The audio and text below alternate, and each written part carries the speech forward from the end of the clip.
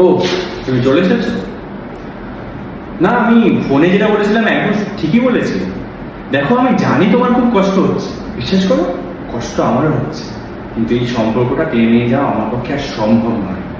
হ্যাঁ, তুমি ঠিকই শুনছো, সম্ভব নয়। কারণ তুমি যেভাবে দিনের পর দিন আমাকে কন্ট্রোল করার চেষ্টা করছো না, আমার সত্যি দম বন্ধ হয়ে আসছে। এখানে এর সাথে দেখা করা যাবে না, ওর সাথে কথা বলা যাবে না, কোথাও গেলে 14 বার ফোন, সঙ্গে কে আছে, আমি সত্যি আর নিতে পারছি না এত কিছু। না, আর যাই হোক, এটা ভালোবাসা নয়। ভালোবাসা না কখনো দম বন্ধ হয় না। ভালোবাসা একটা স্নিগ্ধ, একটা কেয়ারফুল একটা ব্যাপার, সেটা তোমার মধ্যে নেই। আচ্ছা, দ্যাটস ওয়াই আজ আমি এই কথাগুলো বলতে বাধ্য হচ্ছি। আদারওয়াইজ তোমাকে আমি ভালোবাসি না এটা হতে পারে না। তুমিও জানো যে আমি তোমাকে খুব ভালোবাসি, বাট আমি যে পারছি না।